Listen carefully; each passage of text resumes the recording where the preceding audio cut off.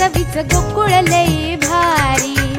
गोकुळ दूध आणि दर्जेदार दुग्ध उत्पादने. चव आहे कोल्हापुरी. गोकुळ लई भारी. माझ्या कथाकथांचं नाव आहे मानसा मानसा कधी होशील माणूस, मानसा मानसा कधी होशील माणूस. नमस्कार मंडळी. चुकल्यासारखं वाटलं नाही नवा? नाही, आजकाल कसं राम राम नमस्कार असं ऐकायला मिळत नाही नवा. आजकाल कसं हाय हॅलो हावारून हाव डोळूचा जमाना आलाय नवा.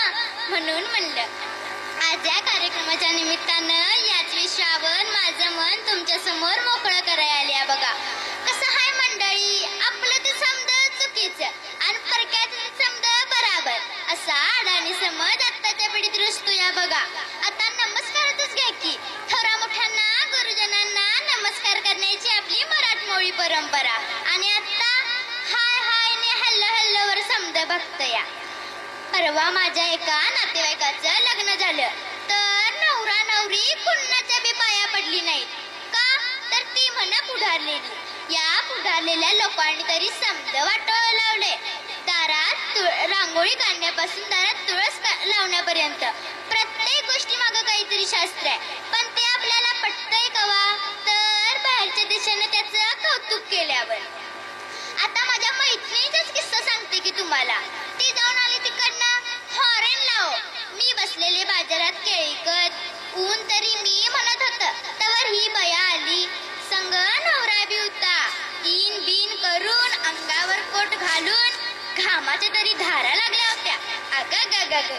बघून मलाच दया आली. मी म्हणलं नंदे साहेबासनी लई उकडत असेल बघ, कोट काढाय सांग की. तर म्हणती कशी तो एक टेटस असतो या. वस्सार पडला हिचा टेटस. मी म्हणलं ही 2 केळे घ्या आणि ते तुझ्या टेटसला जरा गार होऊ दे आणि तू बी खा. केळं खाल्या तो आणि साली तिथंच टाकलेत की रस्त्यावर. तवर तिकडनं एक हेलपाटणं आला आणि पडलं की पाय घसरून उत्तानी.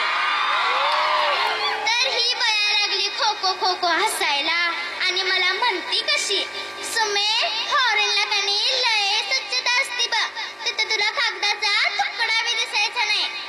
मी म्हणलं नंदे इतर तू अख्ख्या केळीचं साल टाकलंस की ग रस्त्यावर. तर म्हणती कशी ए इंडिया आहे इथं सब कुछ चलता है.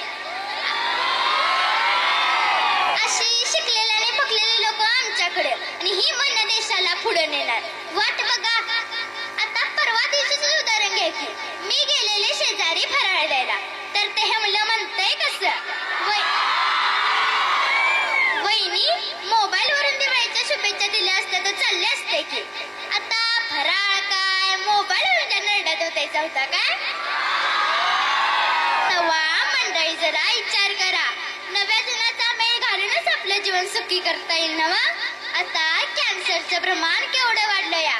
तरी बी ही मोठी रांग लागलेली असते तो गांजा वडायला. हीच आहे का आपली प्रगती. असे पांग फेडणार आहोत आपण आपल्या आई वडिलांचे. अरे तुझ्या तोंडात मुठभर मावा, अरे तुझ्या तोंडात मुठभर मावा आणि मी म्हणा शिवबाचा छावा, आणि मी म्हणा शिवबाचा छावा. असा होता का शिवबाचा छावा. आपण फक्त स्वार्थापायी त्यांच्या नावाचा वापर करतो या. माणसानं पार माणुसकी सोडली या.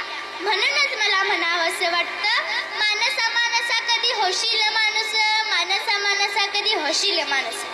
बरं आता मी येते. सासूबाईंच्या चहाची वेळ झाली नवा. त्यांना आता जमत नाही पूर्वीवानी.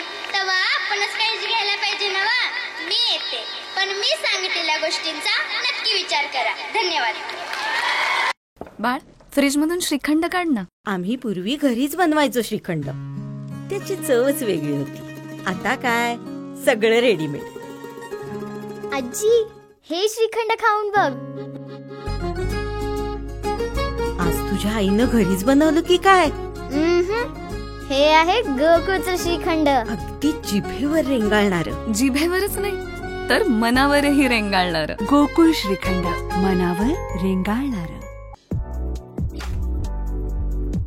ताज्या घडामोडींसाठी RK न्यूजच्या YouTube चॅनेलला सबस्क्राईब करा आणि बेल आयकॉनला क्लिक करायला विसरू नका.